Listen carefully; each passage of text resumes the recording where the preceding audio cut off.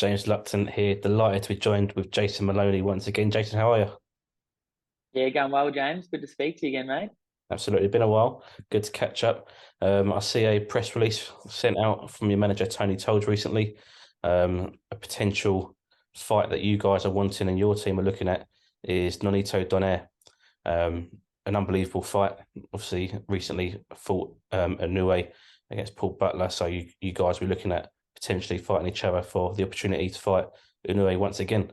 First of all, start with Donaire. I know you respect the man. Let's talk about Yep. Nonito Donaire first of all.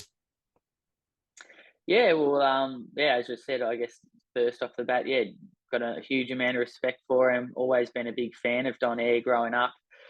Growing up, when I first turned pro, even he was probably one of my favourite fighters to watch.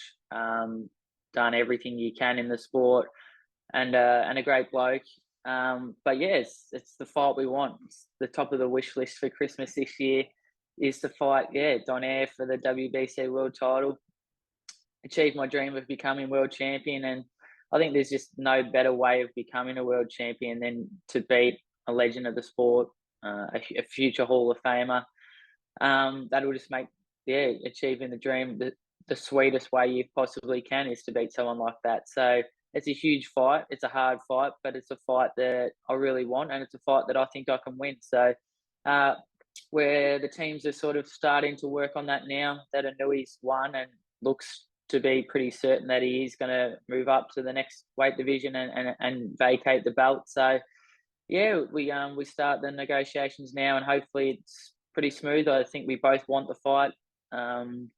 We met over in Mexico at the WBC convention only a month or two ago, and yeah, we both shook hands and said let's do it. And we're both very keen for the fight. So yeah, hopefully it all goes smoothly and we can put it on as soon as possible. Um, I'd love to fight Feb or March. I'm still training now and ready to go. So start the year off with a bang and become world champion. Absolutely. You mentioned there, obviously, Nonito is somebody that you have watched, somebody you've looked up to. Obviously, he's been around for a long, long time, a lot longer than yourself. What's that like to potentially step into the ring against somebody who could have been an idol, somebody who you looked up to, somebody who you potentially based yourself on, as well as you coming through the ranks and someone you looked up to there?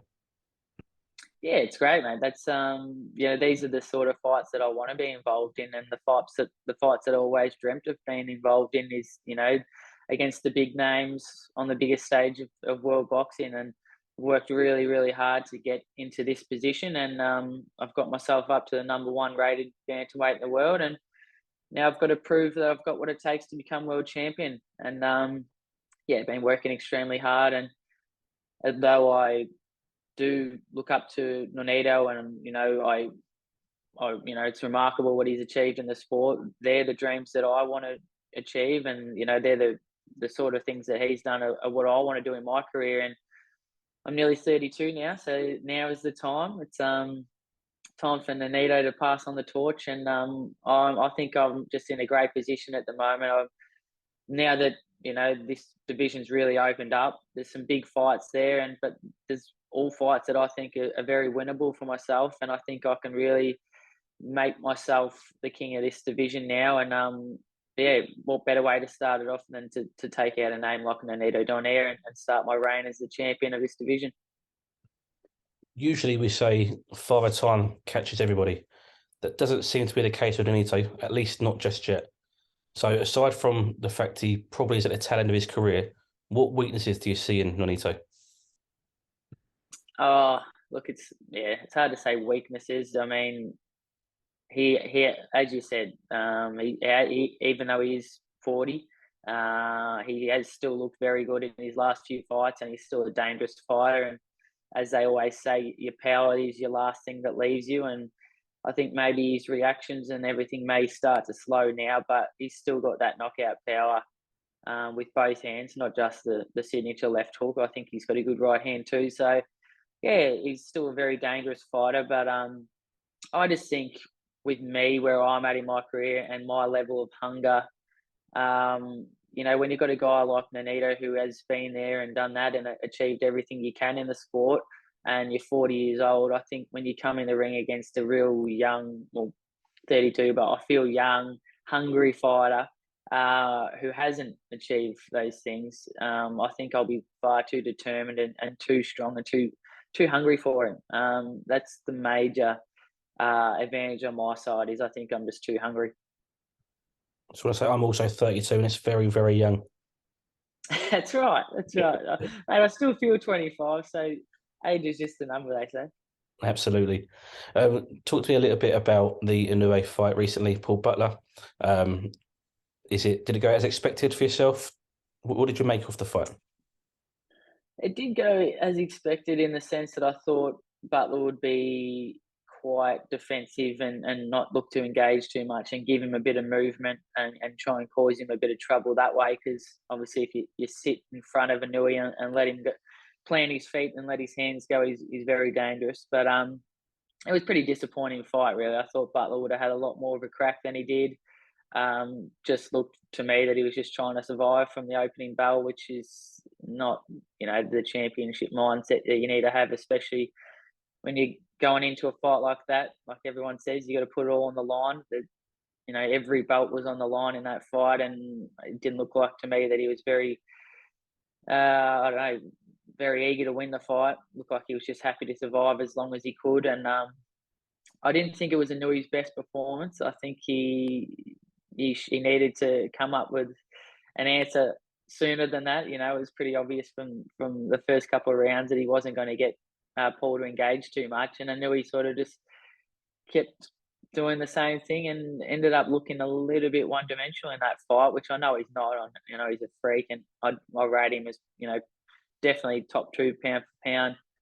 But yeah, I just thought he just looked a bit one dimensional, and yeah, Butler gave him trouble at times, but he never looked like he was in any danger of losing 1 second of that fight. So, yeah, a bit of a fizzer of a fight, but sort of how I thought it might play out. You mentioned it's looking likely that Inoue does move up another weight division. I think it was Inoue himself who said after the Butler fight he doesn't feel he'll carry his power up as much as he has done to this weight. You're somebody who has obviously felt his power. Do you think he will still move up and still be a knockout artist? Yeah, I do. Yeah, I think he's a pretty humble guy. I know he seen a few interviews where he talks and says, I don't think I do anything special, or I'm a basic boxer and things like that. He's a humble guy, which all seems to be that all Japanese people are very humble, which I respect. But yes, I think he goes up to the next division, and I think he carries that power for sure. And I think I can't really see anyone in the super bantamweight division that'll give him any trouble, really. So I think he'll go up and probably unify or become undisputed at 122, and then I think he can easily go up to featherweight as well and have a lot of success there. He's not a massive guy, but he's starting to fill out, and yeah, he's certainly got the power to move up in weight. So I think he'll have a lot of success in the next division, and he's going to have a pretty special career at the end of it when it's all said and done. Absolutely agree. We're going to do a little bit of a end of year review. First of all, I want to start off with yourself. A very active year. You were one of the more active fighters during the lockdown and the bubble, and during while COVID was going on, you was flying back and forth to Vegas, and you sit in isolation for days on end, just to keep active and keep fighting. It seems like a long, long time ago now, that does. But you still stayed active. Yeah. You've not taken a break. You've not let up in 2022. 3 fights, I think it is this year. You've had 3 victories. Yeah. Just how pleased are you to keep active? And we see fighters fight once a year, maybe twice at a push. Why is it important for yourself to have 3+ fights a year? Yeah, I train all year round. I love this sport, and I live the lifestyle of a professional fighter. I always want to train, and I love having something to work towards. So being active is top of my priority list. I just want to keep fighting and keep progressing and keep improving. This career doesn't last long, and you got to make the absolute most of it. And yeah, I love fighting, and 3 fights this year was good. I would like 3 to 4 fights every year. I think that's easily manageable enough as long as you don't have any injuries. So it was a good year for me. I was pretty happy with all 3 fights.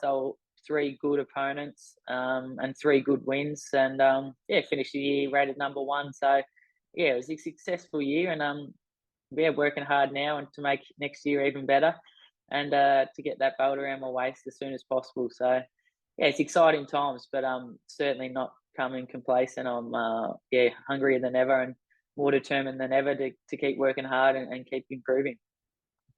Also, I mentioned during COVID in the bubble sort of times you was fighting out in Vegas a lot. The last two fights have been back home in Australia. How nice has that been for you?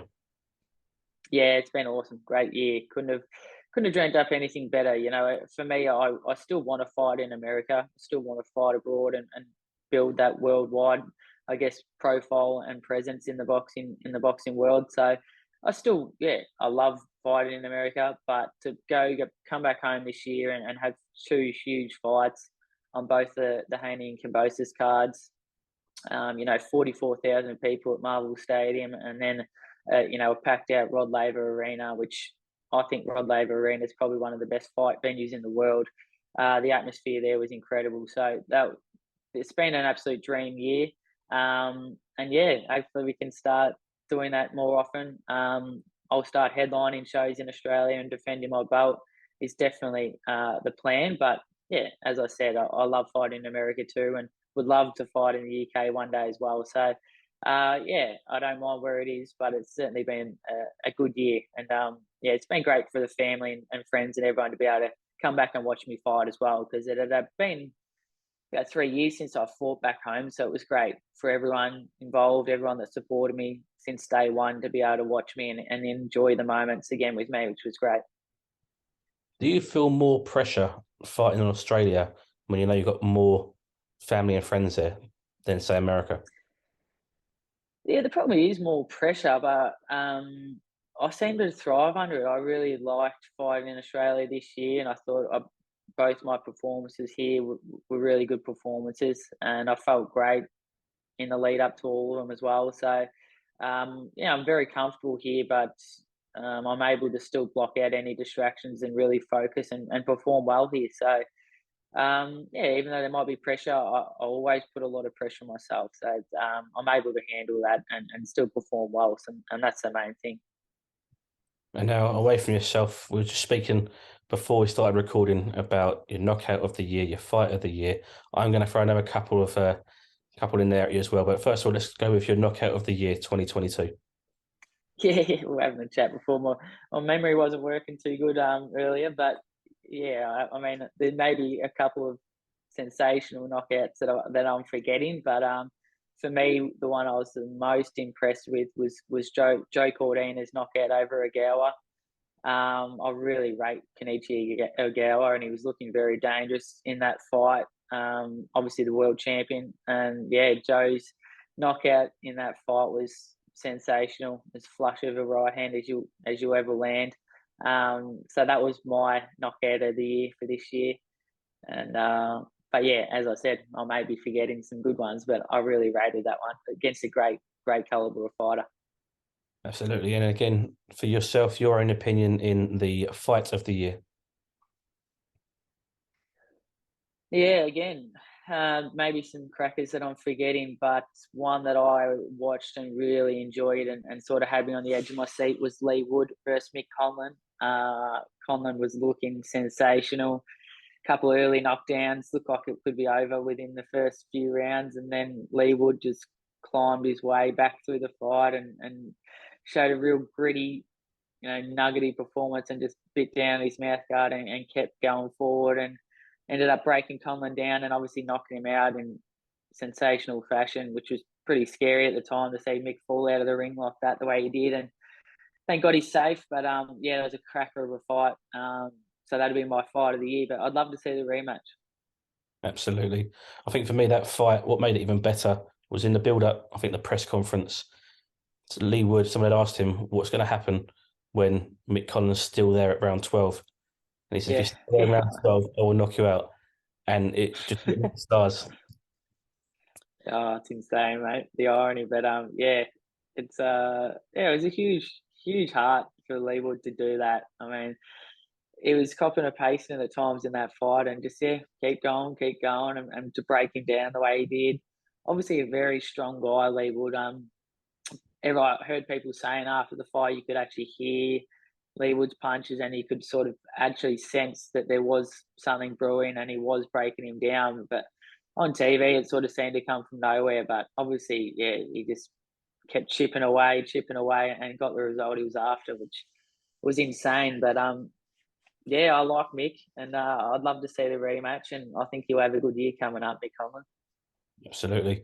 A couple we didn't discuss earlier, but your fighter of the year. Who's impressed you or stood out the most to you this year? Uh, who's impressed me the most? Geez, off the top of my head, I might say Bam Rodriguez. I thought he had a good year. Pretty insane just to move up 2 weight divisions the way he did and become champion, and then make a couple of defenses of that belt.